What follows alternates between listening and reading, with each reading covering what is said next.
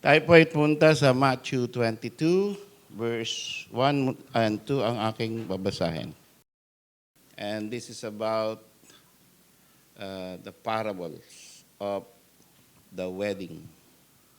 Parable of the wedding feast.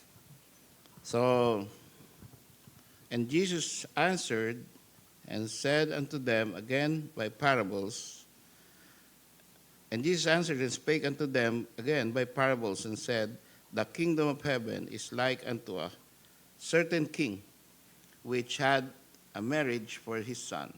So, may nakita po kasi akong article about the outer darkness. And nung nakita ko yung outer darkness at kasi na-preach na natin dito, o tsaka sa Riyadh, no? Yung ano ba yung outer darkness sa Matthew 22. At ito ay makikita natin sa verse 13 kung saan ang sabi po rito, then said the king to the servants, bind him hand and foot and take him away and cast him into outer darkness. There shall be weeping and gnashing of teeth. Yan. So, ano ba ito? Ito ba ay impyerno? O ito ba ay save pero walang reward? Or ito ay nasa langit pero napakalungkot na sulok ng langit? O ito ba ay purgatorio? Ano ba ang ibig sabihin ng outer darkness dito sa parable na ito?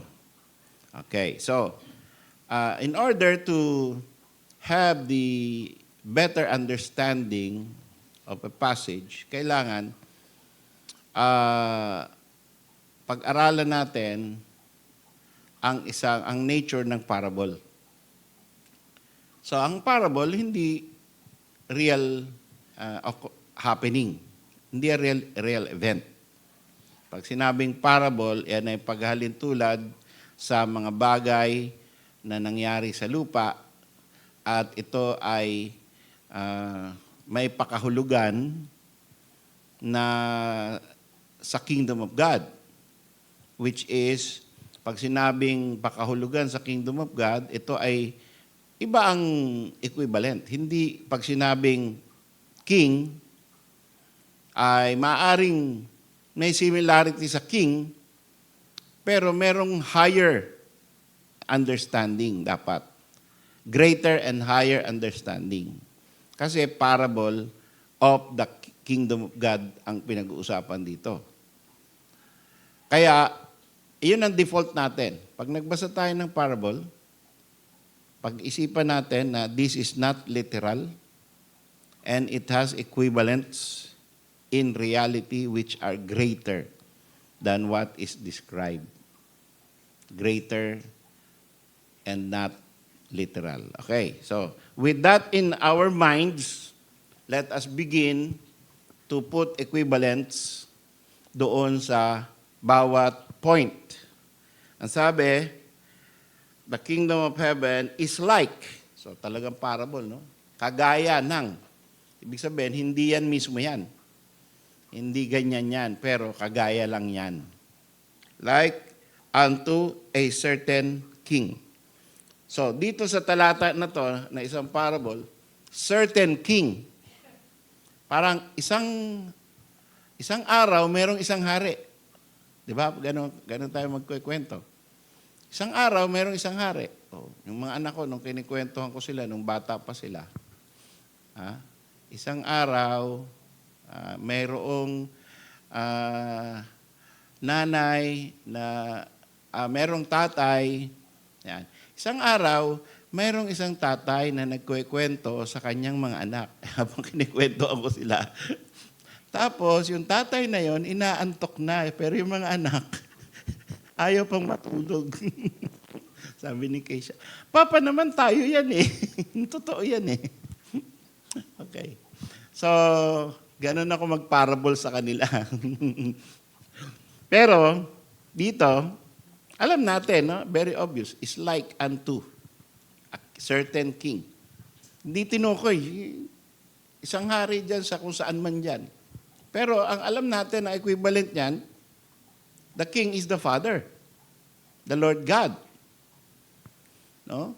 Applicable, ang equivalent ng certain king is the Father. Kasi he's talking about his Son. So the Son is the Son of God, Jesus Christ.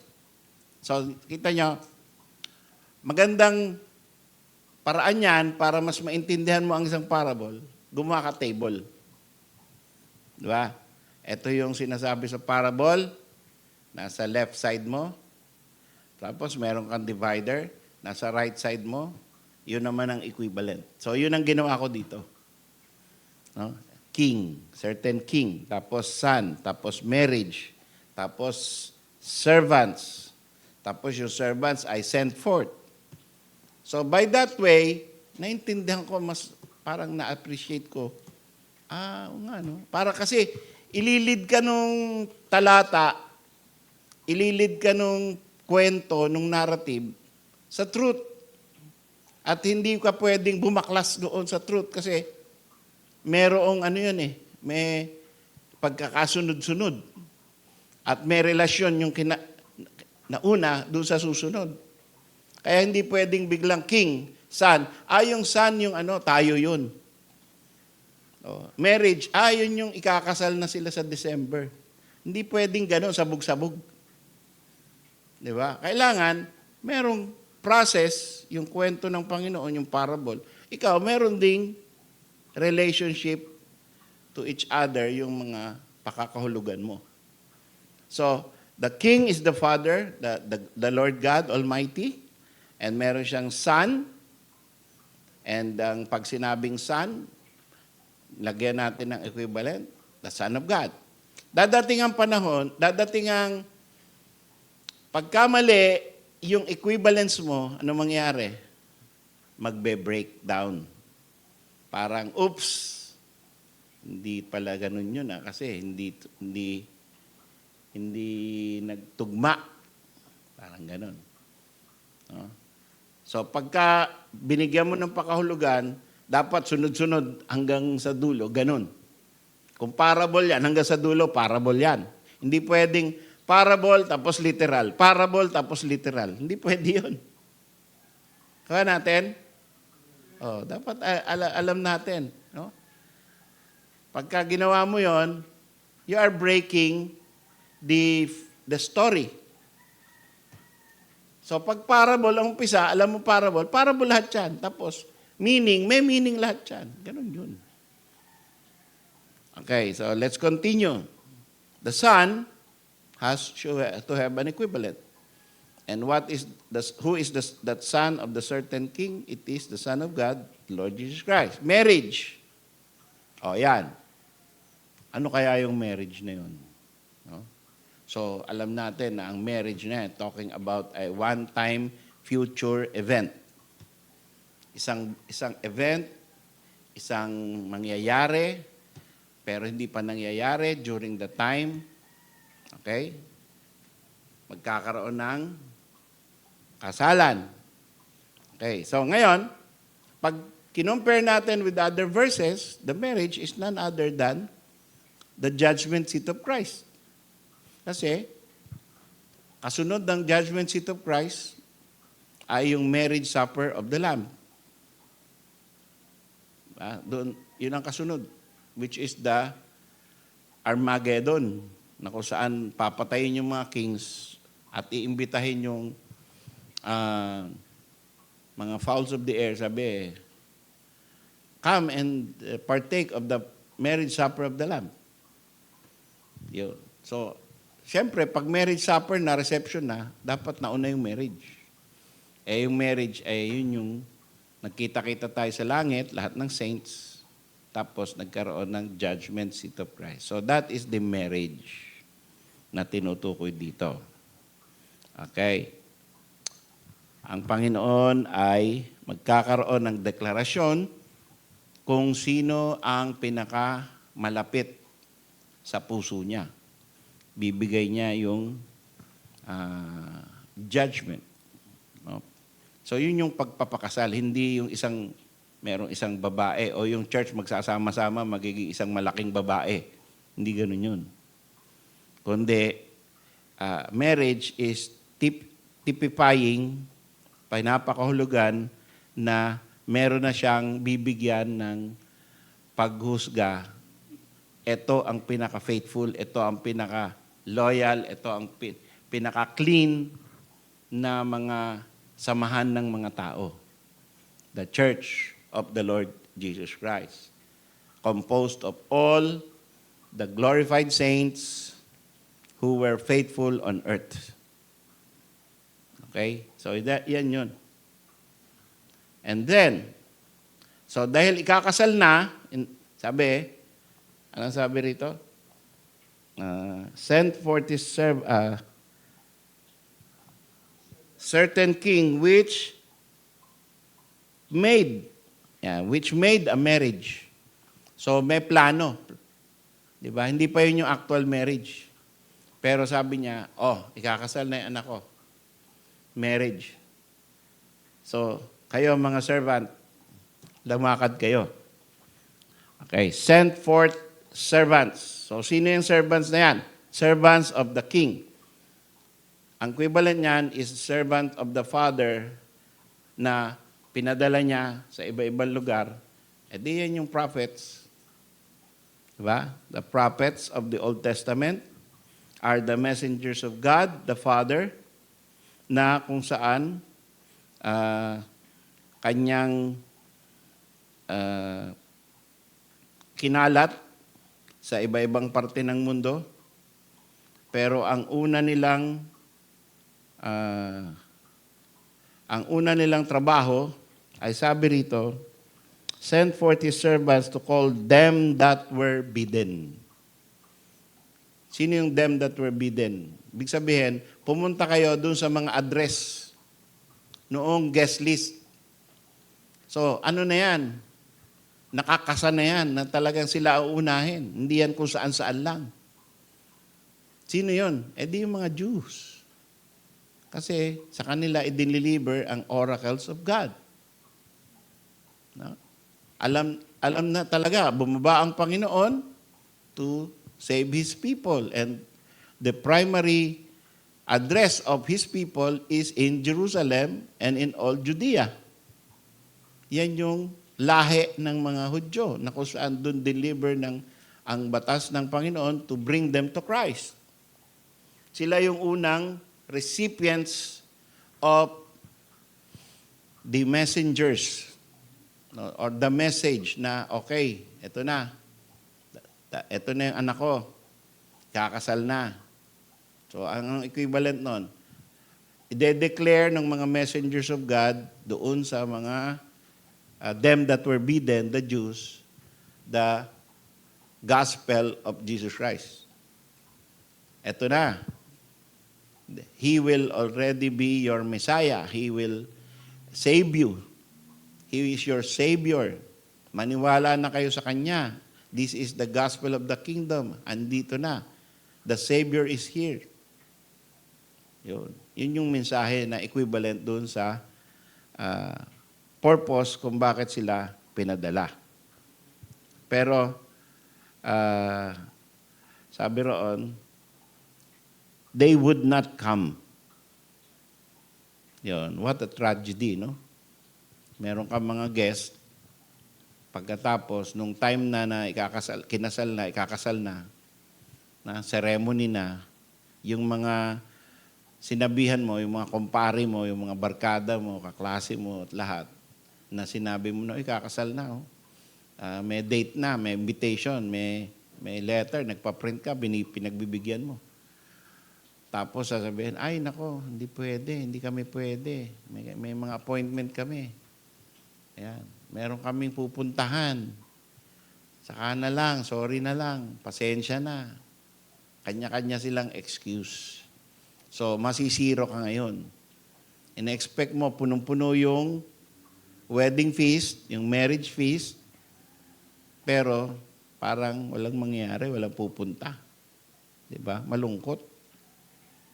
Dahil they that were bidden would not come. So what is the equivalent? The Jews, as a race of men, as a nation, they did not They refused to believe the Messiah. Yun yung equivalent niyan. Itong kwento na to, itong parable na to ay pinapasaringan niya, tinutukoy niya yung mga Jews. At andito ako ang anak ng Diyos, ayaw niyo akong tanggapin. Para sa inyo, kaya ako pinadala ng Diyos. Kaya kayo ito. This is the kingdom of God. It is like unto a certain king, the son is here. And you were already bidden before I came. But when now I am here, you will not come. You will not believe me. You refuse to accept me as the Messiah. Kaya anong ginawa nung king? Again, verse 4 na tayo. He sent forth other servants. So, yung mga naunang servants, hindi na niya pinadala. No? Kumbaga, lagpas na yun. Mga propeta yun eh. Yung mga New Testament apostles. Okay? At anong sumunod? Send forth other servants, sent to them that were bidden. Same. Yung pa rin, yung inimbita pa rin, follow up. Ibang different group of men naman ngayon. To the same people. O, di ba, sabi ng Panginoon, noong siya ay bago umakyat sa langit, go into all the world. Tapos sabi sa Acts 1:8, and ye shall receive power after that the Holy Ghost, and ye shall be witnesses unto me, both in Jerusalem and in all Judea. At sabi ni Paul, to the Jew first, and also to the Greek. So, inuuna lagi ang Jews, them that were bidden. Sila yung una. Sila yung una munang pupuntahan o target. Pagka nag-fail, ayan na. Sabi, they would not come. He sent forth other servants again to them, but still they will not come. And anong sabi? Anong message? All things are ready. Okay na. Ito na, tapos na ang story of salvation. Christ has come and believe Him because He died for sinners. Pero anong ginawa? Ang sabi dito sa verse 5, but they made light of it. Ano yung sabihin nun? Baliwala. They made light. Kumbaga, yung mensahe, mabigat ang mensahe, matindi, pero binaliwala nila. Yun ang ibig sabihin ng making light. Hindi serious, hindi mabigat ang dating. Kaya light. No? Hindi iliwanag yan, kundi magaan. Dapat mabigat. So, yan yung dating sa mga Jews. No? Okay. Kung Kristo ba yan? Yan na ba yung Messiah? Okay. Sige. Thank you. Diba? Yan yung mga attitude ng mga may religion eh. Pag may religion na, okay. Sige, salamat na lang. Salamat at sinabi mo sa akin yan. So, okay lang. Sige. Next time naman. Usap ulit tayo. Iba naman topic. Ganon. Parang hindi masyadong nararamdaman yung bigat. No? So, meron nga ang pumunta dito, winitnessan natin. Nagkwentuhan lang kami. Pero ano siya? Contractor siya ng building. Tapos bago ko kami nagkwentuhan tungkol sa building, tungkol sa Panginoon muna. At tinanong ko siya, ligtas ka na ba? Ano bang experience mo? May nagbahagi na ba sa'yo tungkol sa kaligtasan? Paano mo nalaman? Ikaw ba'y nagpapakabuting tao? Ang kabutihan mo ba ay sa tingin mo makakaligtas sa'yo? So medyo mangiyak-ngiyak siya sa realization na maling-mali lahat ng akala niya. But we don't know. Hindi porket umiyak or naluha ay liligtas. No? We'll follow up and we will see. We hope tumalab ang kumilos ang Panginoon sa kanyang puso. No? Pinadala natin ng bigas. Ewan ko kung ano pa yung binalot ni Luz na pauwi kasi talagang walang-wala. May mga anak na 0-0. Pagkatapos ay mga gospel tracts at saka yung New Testament. Yun. Sana ay seryosohin niya na basahin at bumalik sa Sunday. So yun ang panalangin na lang natin. Pangalan niya po ay Jason. Pero ito, ay yung mga Jews, they made light of it. Ang laki-laki na ng effort ng king, who is equivalent is God, sending His Son, magaan lang sa kanila yun. Baliwala. So, that in itself is an insult. No? Pagka, di ba, ang dai mong ginawa. Halimbawa, yung isang parent, no? Talagang inasikaso niya lahat hanggang sa naging successful na yung anak niya. Pagkatapos, nung gumraduate na siya at kumikita na ng malaki, goodbye. At wala man lang ha or ho. So, gano'n na lang. Thank you. Thank you sa ginawa niyo sa akin. Di ba? Oh. So, ganun eh. Minsan, ginawa mo lahat para sa kaibigan mo. Tinulungan mo. Binigyan mo ng importansya. Iniwan mo yung mga sarili mong mga appointment. Tapos, nung natapos na at natulungan mo siya, thank you. Parang obligasyon mong tumulong. Ganyan talaga nangyayari. At tayo, tutulong pa rin tayo. Hindi ibig sabihin na, nako, baka mamaya, pag tinulungan ko yan, wala yung utang na loob. Buti pa, hindi ko na lang tulungan. minsan, nauunahan tayo ng takot, no? Pero hindi dapat ganon. Because God is our reward. And God is the rewarder of our deeds which are invisible. Kahit hindi tayo recognize nung natulungan natin, Panginoon naman magre-reward sa atin eh. Oh. So, uso yan sa tao, depravity yan, making light of the things which you sacrificed. Ang Panginoon nag-sacrifice, He made things ready so that the salvation is not by works, but only by grace. Justification is by faith, no longer by the law of Moses. They made light of it. Binaliwala nila. Yun. So, anong ginawa ng king? Teka muna, meron pa pala isa pang mas matindi. Hindi lang they made light of it, nung meron pang bumalik, no? Yung mga hindi pa kontento ay sinugod yung mga mensahero ng Diyos. Sinugod yung mga mensahero ng king at pinatay. No? Ginulpe at pinatay. So, iba-ibang level, ano? Merong ibang Jews, binaliwala lang yung mensahe, umalis na. Pero yung ibang Jews, hindi na kontento, pinatay. So, yan ang nangyari kay Stephen. Hindi lang ni-reject, kundi talagang pinagbabato hanggang mamatay. So, this is talking about that siguro hindi lang kay Stephen nangyari yun. Maraming beses. Si Paul, ginanon din. Ano? Kala nila patay na si Paul sa Derby. No? Pinagbabato siya.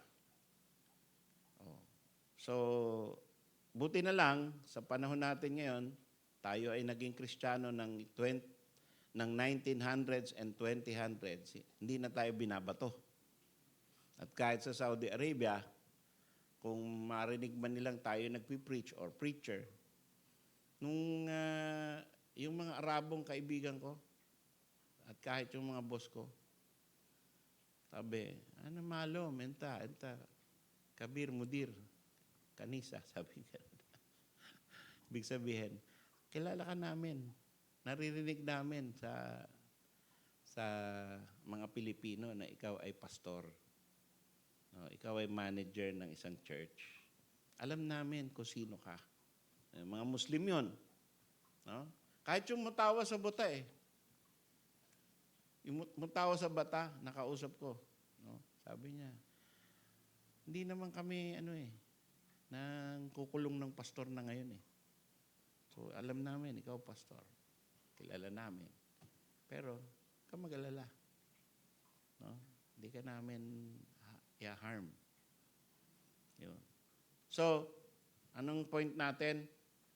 Yung panahon natin ngayon ay meron tayong blessing na sa bansa natin at kahit sa Saudi Arabia na hindi tayo sinasaktan. Pero nung panahon ng unang mga Kristiyano, because of the resistance to the gospel, they not only reject but they spitefully use them, nilalait sila at pinapatay sila. No? Sana hindi dumating yun ditong panahon natin na bumalik tayo sa ganon. No? Pero kung bumalik tayo sa ganon, magiging Kristiyano ka pa ba? At ikaw ba'y magbibigay pa ng mensahe? Yun ang tanong mo sa sarili mo. No? Tutuloy pa ba natin tong church? A-attend pa ba tayo dito na kung saan, halimbawa, may threat na lahat ng a-attend, sasaktan paglabas? Well, I don't know if it will happen. No? If maybe rapture will take place first. Maybe. Pero kung mangyari man yun, I think we should be ready and still serve the Lord. Yun. So the remnant took his servants, spitefully slew them. And so the king was wroth. Nagalit yung hari. At dahil yung mga Jews na yan, kasi we're talking about the Jews, no? We're not yet talking about the Gentiles. Yung Jews ang talagang rejecter of Christ, ay nagalit ang hari. He sent forth his armies. Kailan nangyari yun? Yung pinadala ng Diyos ang kanyang mga army para patayin yung mga nanakit sa kanyang mga messenger. The prophecy of what God will do, kasi ito, Panginoon nagsabi nito, no? So hindi pa nangyayari yung nangyari na noong umakyat na ang Panginoon sa langit, pagdating, tapos yung mga Kristiyano nagpatuloy, sila Paul nagpatuloy, mga apostles nagpatuloy, kinukulong nila, binabato nila hanggang mamatay. Pinawarningan nila, hinahataw nila. So, yan ay mga Jews lahat ang may pakana niyan. Ano nangyari? Pagdating ng 70 AD, pumasok ang Roman army sa Jerusalem. Binasag lahat ng bato doon sa templo. Kinuha lahat ng ginto. Walang natirang templo.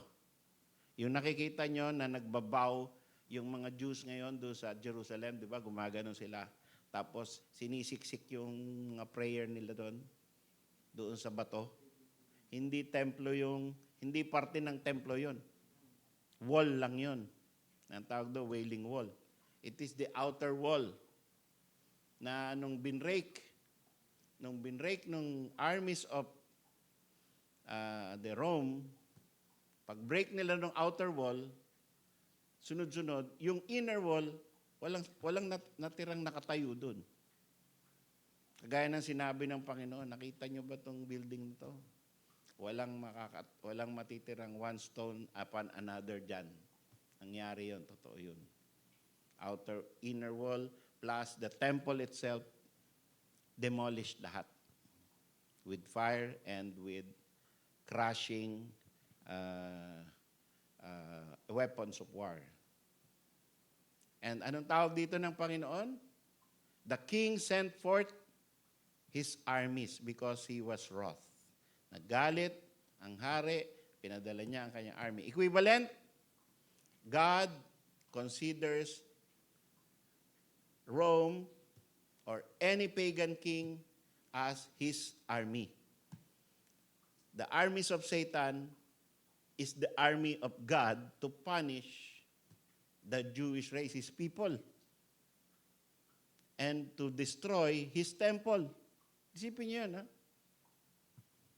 No? Nakikita ba natin yun? Nabaligtad because of judgment. Pag judgment time, nababaligtad.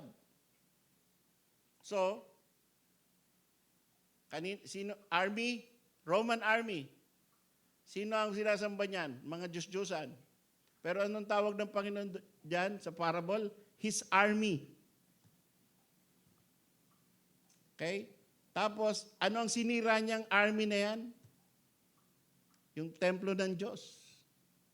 Na dapat ay kung protektado yan ng Diyos, dahil yan ay templo ng Diyos, para doon siya sambahin, dapat iniingatan niya ng mga anghel yon. Tinanggal niya yung mga anghel doon. No? Kaya pwede nang pasukin ng mga Satan's army, which becomes God's army. Yung people of God, pinagpapatay. Yung chosen nation, pinatay. Carried exile. Napunta sa ibang lugar. Nagkaalat, nagsikalat. Kaya meron ngayong mga Ethiopian Jews. Alam niyo ba yan? No? Merong Indian Jews. Merong American Jews, of course. Russian Jews. Yemeni. Bakit may ganun? Before 1948, nagkalat yan. German, Yemen, doon sa Turkey, wala yatang Filipino Jews, no? Pero merong pumunta dito na mga Jews na talaga. Tapos nagkaroon ng lahi.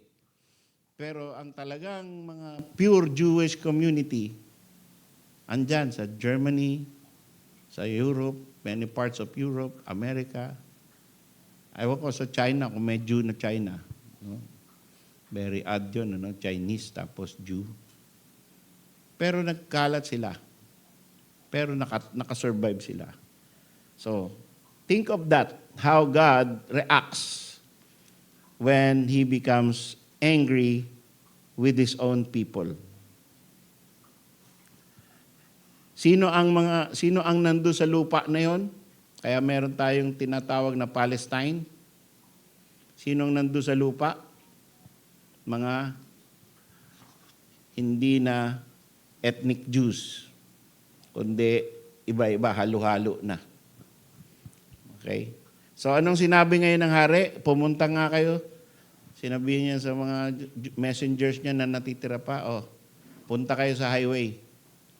And go ye to the highways. At doon, kung sino makita nyo, invite nyo. Importante marriage ng anak ko. So we're still in that kingdom of God parable, and that is already the time of the Gentiles, na kung saan, sa ngayon, yan ang panahon ngayon, na nakaabot na sa Pilipinas, sa Asia, sa Vietnam, sa uttermost part of the earth, at ang instruction ay, go ye to the highways, gather together as many as be found. So, mga Gentiles na nasa-save ngayon. Sa Jews ko, konti. Both bad and good. Okay? So, ano nangyari? Marami na save. So, yan na yung sinasabing, the wedding was furnished with guests. Pag tinusunod nyo pa rin yung istorya, natutuwa na yung hari kasi marami ng bisita. Pero hindi yan yung originally bidden. Iba na. And then, ibig sabihin na, okay, eto na. When we say that the wedding was furnished with guests, yan na yung wedding ceremony mismo. Rapture na yan. Okay, kasi ayan andyan na yung bride, andyan na yung groom, andyan na yung guest. Okay?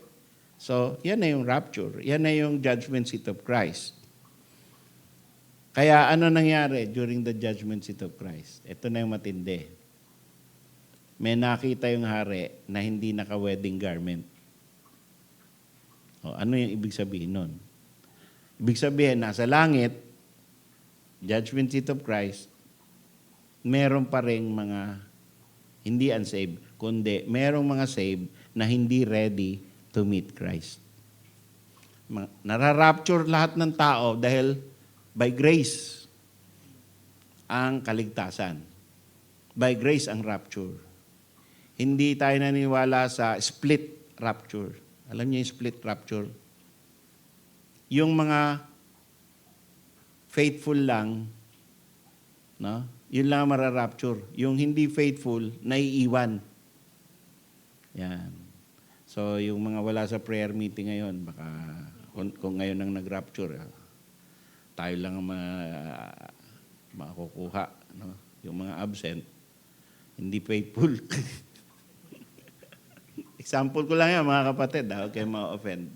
Example lang yan. Parable tayo pinag-uusapan natin. Parable. Okay? So,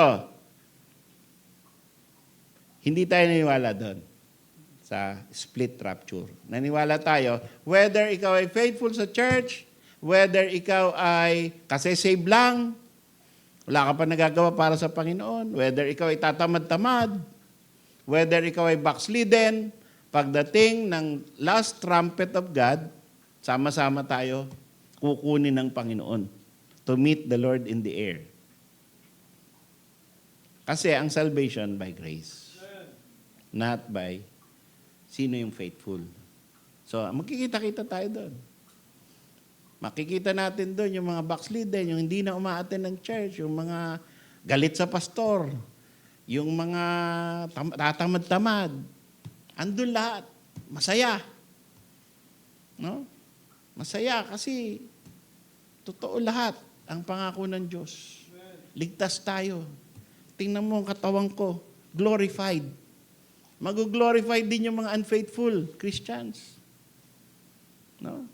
Yung mga mali ang doktrina, yung mga mali ang church, hindi naman lahat ng church tama. No? Ay, mga hindi nagpabaptize, andun din kasama natin. Makinangti ng katawan. Kasi by grace eh. Kasama nung mga preachers, pastors, missionaries, mga pinutulan ng ulo para kay Kristo, nag-sacrifice ng gusto, yung buhay nila ay talagang buong buhay nila, ibinigay nila para sa Panginoon, para maglingkod. Andun din, glorified din. Same. Okay? Pero may tinatawag na, teka muna, sabi ng hari, sino yun? Bakit iba ang damit nun? Ba't madumi? Sabihin nasama sa rapture, pero hindi ready. Save din. Pero not ready to meet Christ. Siguro, naka-disco, ano pa yon? Staying alive pa yon. No? Kita nyo ba staying alive? No? Habang nagsasayaw siya ng staying alive, biglang nag-rapture. Pag gano'n niya, Panginoon na pala kaharap ko, teka muna, maka-formal-formal nga. Ayan. Bakit hindi ka nadamit? Ayan, sabi rito. Then said, and he said unto him, Friend, how camest thou in hither, not having a wedding garment? Anong sabi nung unfaithful? He was speechless.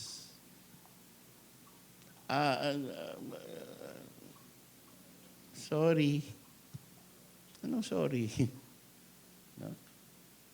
Panginoon, wala akong nagawa para sa'yo. Tinamad ako eh. No? Kala ko okay lang eh. Kasi gracious ka naman. Di ba? Alam ko, papatawarin mo naman. Naintindihan mo naman ako eh. Dami kong burden sa buhay. No? Yung hanap buhay ko, konti sweldo. Yun, puro daing. Yun, minsan, puro daing tayo. Wala tayong blessing na ina-appreciate sa Panginoon. Pagka tayo ay ang daming problema sa buhay, appreciate mo pa rin ang Panginoon. Kita mo nga si Job, naked came I into this world, naked shall I return. Blessed be the name of the Lord. Oh. Hindi siya nagsasabi na, nako, pinaparusahan ako ng Diyos, faithful naman ako. Okay, so ito na. Anong sabi ng hari? Dahil nakita siya na hindi siya naka-wedding garment, which means hindi siya ready to meet Christ. Which means siya ay unfaithful, backslidden, talagang saved by grace lang. And zero yung kanyang performance while he was on earth. Sabi ng Bible, every one of us shall give an account of himself to God, of the things which he has done in the flesh, whether it be good or whether it be evil. May accounting sa lahat ng ginawa nating good, pero may accounting din para sa ginawa nating evil. That's the word of the Lord. No?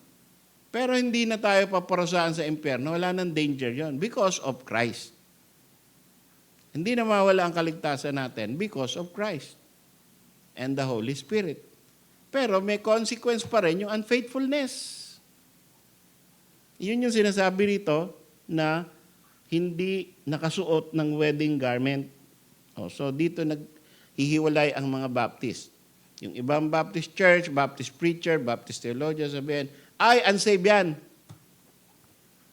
Paano unsaved kasama dun sa wedding feast?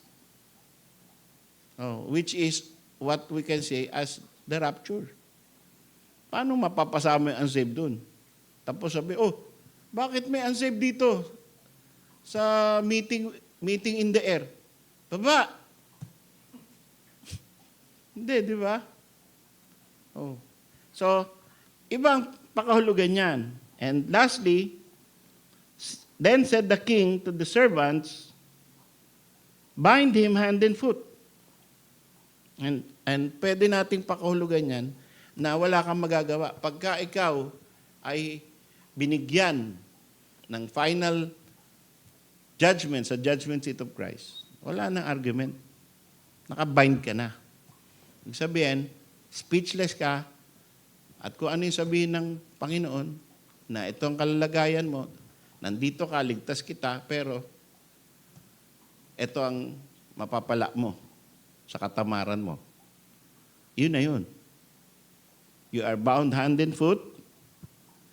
Take him away, cast him into outer darkness. There shall be weeping and gnashing of teeth. This is not hell. And this is not purgatory. This is in the same judgment seat of Christ. Those who are not faithful, those who are not given any kind of reward, those who are exposed for being in the wrong doctrine, in the wrong church, in the wrong kinds of works, are not ready to meet Christ, is equivalent to not having the proper garments in the wedding, and therefore, sipin mo yun. No? Lahat may reward. I-announce. Yung mga nabaptized, may reward. Because they sought baptism. Yung napunta sa tamang church, may reward. Yung mga nagtrabaho para sa Panginoon, may reward. Yung faithful sa kanilang ministry, may reward. Yung mga uma-attend lagi sa church, may reward. Yung nagbibigay, may reward. Ang daming in-announce na category, maraming rewards na pinamigay. Merong taong walang wedding garment, saved, pero hindi nagbigay, hindi umattend, hindi faithful, mali doktrina, tinamad, puro sarili inisip. Anong mapapala nun? 0-0? Alam nga naman bigyan ng reward yun. No? May reward ba ng Panginoon ang unfaithfulness? Hindi.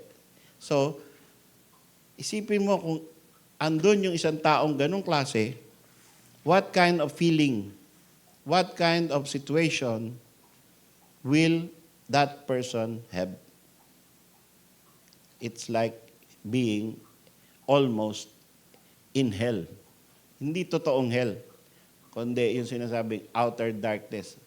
Ang daming regrets. Pero praise God, because salvation is by grace, it's only a temporary, hindi eternity. Kasi pag ligtas ka, eventually, may enjoy mo rin ng Panginoon. Anak ka ng Diyos eh. Oh? Sige anak. Pero wala ka reward. So parang, sayang. Ganun pala yun. Hindi ako naging serious sa pagiging Kristiyano ko. No? Hindi ko pinakinggan yung mga sermon. Wala akong ginawa. Sayang. Sayang ang buhay ko. Yun. Yung ganong klaseng eternal, for eternity, meron kang iniisip na panghihinayang. No? Babawiin na lang ng Panginoon yun because sabi, God shall wipe away all the tears. Kasi iyak ka nun eh. Nanghihinayang ka, wala ka ginawa, bira. Samantalang lahat ng opportunity nandyan. So yan po mga kapatid. I hope na sa tingin ko, no, I'm not saying I'm infallible, but I believe sa aking pag-aaral ng parable na yan, we hit it correctly. We understood it correctly. And we are in opposition to our brethren who say outer darkness is hell. And this, without wedding garment, is an unsaved person. No? And mahirap i-reconcile yun. Mahirap ganun interpretation. But God is gracious to us. And whether we are faithful or unfaithful, we'll be in heaven because Christ paid the price. Pero sana, seryosohin natin, maging faithful tayo. Tayo po ay tumungo at manalangin. Panginoon,